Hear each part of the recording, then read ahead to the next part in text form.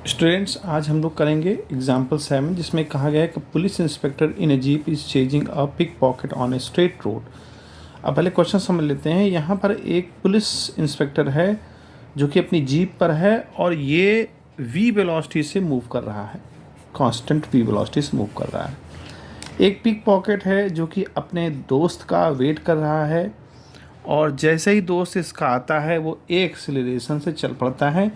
Initially वो rest पे था और जैसे ही वो उसका दोस्त आता है वो चल पड़ता है एक्सेलरेशन से।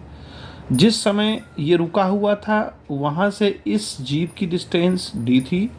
और मान लें, आप समझते हैं कि अगर थोड़ा सा ये आगे बढ़ता है, मान लीजिए जब इसका दोस्त आ गया और ये एक्सेलरेशन से आगे बढ़ा तो मान लीजिए s डिस्टेंस कवर किया, उतने समय में ये जीप जो इंस्पेक्टर था वो जीप अपनी ले करके इसको पकड़ लेता है। यानी वही सेम टाइम जिस टाइम में ये आगे यहाँ आकर के एस डिस्टेंस कवर करता है उतने ही टाइम में ये जीप वाला इसको पकड़ लेता है। यानी कि दोनों का जो मीटिंग टाइम है वो सेम होना चाहिए।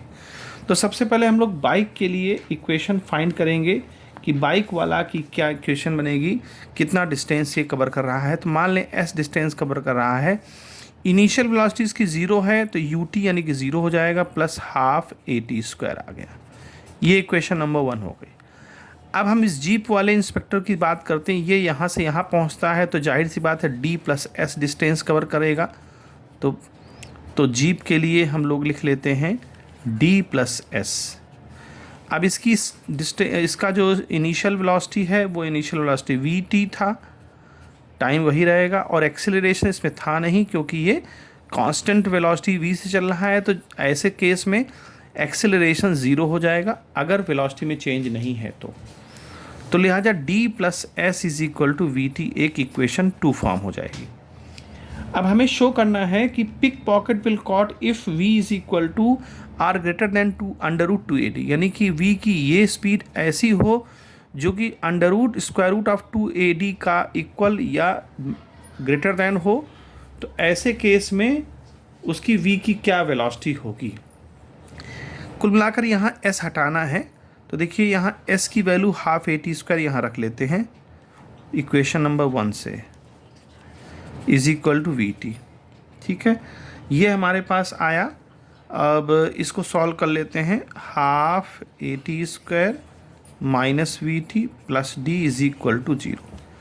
ये t में एक इक्वेशन बन गई है और उस t में जब एक इक्वेशन बन गई है तो इसको जो है हम लोग सॉल्व कर सकते हैं सीधराचार्य की फार्मूले से।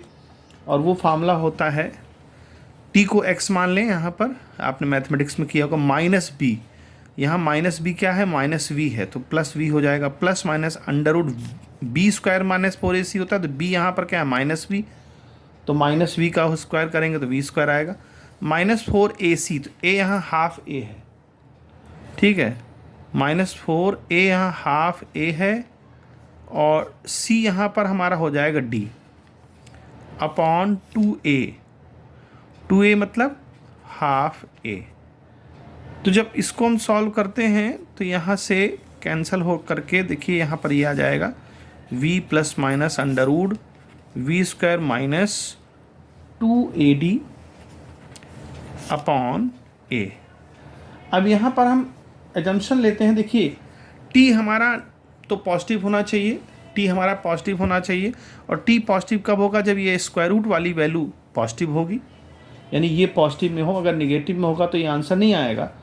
तो t रियल और पॉजिटिव कब हो सकता है, जब t की वैल्यू, यहाँ हम अलग से देख लेते हैं, जब t की वैल्यू ग्रेटर देन हो 2ad से। देखिए यहाँ पर ad लिखना, 2ad ये। अब देखिए यहाँ v² तो हमारा पॉजिटिव है लेकिन -2ad ये नेगेटिव है, तो इस नेगेटिव को हमें पॉजिटिव होना चाहिए। यानी कि 2ad t² की जो वैल्यू है यहाँ पर, ये जो पूरी वैल्यू है v² - 2ad, ये इसको काट देते हैं, t हमने लिख दिया था। ये वैल्यू v² की वैल्यू 2ad से ग्रेटर हो या बराबर हो तभी ये चीज़ पॉजिटिव हो सकती है भाई। या तो ये इसके इक्वल हो तो पॉजिटिव आंसर आ जाएगा, या v² की वैल्यू इससे बड़ी हो तो पॉजिटिव हो जाएगा। इसका मतलब क्या हुआ, V square must be greater or equal to 2AD, और हम इसको लिख सकते हैं we square root of 2AD। यही हमें रिक्वायर्ड आंसर था, यही हमें शो करना था। ये हमारा आंसर यहाँ आ गया।